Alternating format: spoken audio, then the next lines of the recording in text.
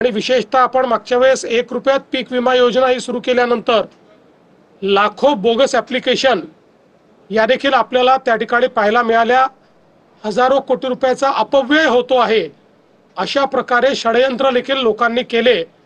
त्याच्यामुळे गरजू जे शेतकरी आहेत ते वंचित राहतील अशा प्रकारची अवस्था येऊ नये हा विचार करून सुधारित पद्धतीने आता ही योजना लागू करण्याचा आम्ही निर्णय घेतलेला आहे, जेणेकरून विमा कंपन्याचा लाभ होऊ नये तर शेतकऱ्याचा लाभ झाला पाहिजे।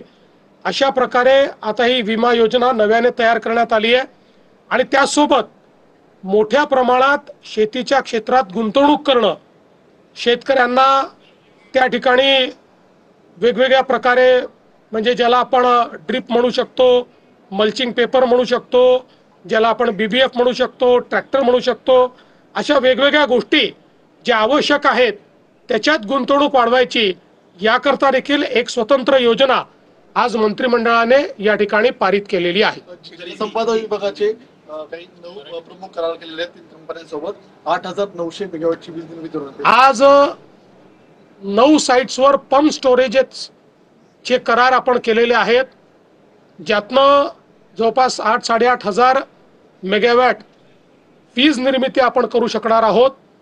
9 वेगवेगळ्या साइट्सवर हे पंप स्टोरेजेस तयार होणार आहेत। याच्यामुळे आता पंप स्टोरेजेसच्या क्षेत्रामध्ये सर्वाधिक जनरेशन करणारं राज्य हे आपलं महाराष्ट्र होणार आहे आणि आपल्याला कल्पना आहे की ही क्लीन एनर्जी आहे, ही ग्रीन एनर्जी आहे, त्यामुळे एक मोठा फायदा याचा महाराष्ट्राला होणार आहे। महाराष्ट्र में किस तरीके से आज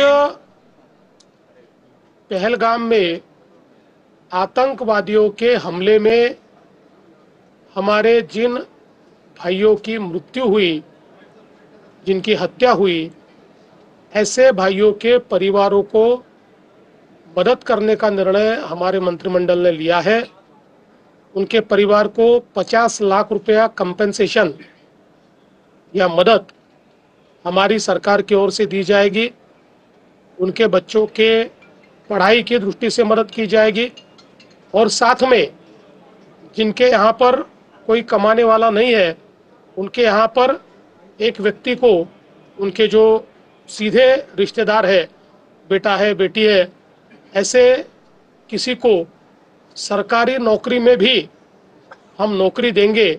इस प्रकार का निर्णय आज हमने किया है। सर, खास करके शिप बिल्डिंग को लेकर अब तक अलंग सबसे बड़ा शिप जो तोड़ने का यार्ड था, अब महाराष्ट्र सरकार ने कुछ ऐसे निर्णय लिए हैं ताकि महाराष्ट्र में भी इस तरीके की चीजें हों और ज्यादा रोजगार निर्मित हो।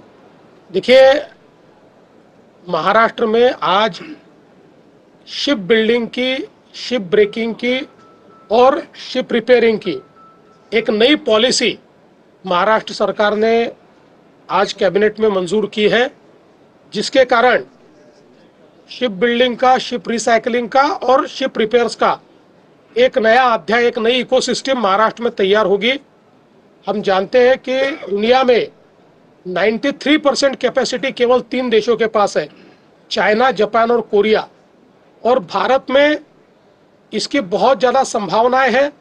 अर्थव्यवस्था को भी इसका फायदा होगा, रोजगार निर्माण में भी इसका फायदा होगा। इसी के मद्देनज़र आज हमारे पोर्ट्स विभाग ने इस पॉलिसी को तैयार करके कैबिनेट के सामने रखा और कैबिनेट ने इसको मान्यता दी है। किसानों को लेकर के 1 रुपए का जो करप्शन हो रहा था, कोटींचा घोटाळा देखील झाल्याची संभावना पीक विम्याच्या संदर्भात होती, त्यात नवीन सुधारित तुम्ही हे करताय। पूर्वी जो घोटाळा झाल्याची संभावना आहे त्यात कारवाई होणार आहे। आपल्याला कल्पना आहे की त्या संदर्भात एक SIT काम करते आहे, त्या SITचा रिपोर्ट आल्यानंतर कारवाई होईलच। तर सुधारित पद्धतीने पीक विमा योजना लागू करण्याचा निर्णय घेतल्याचं देवेंद्र फडणवीसांनी म्हटलंय। प्रत्येक पीडित कुटुंबातील व्यक्तीला मदत करणार असल्याचं देखील आश्वासन त्यांनी यावेळी दिलेलं आहे।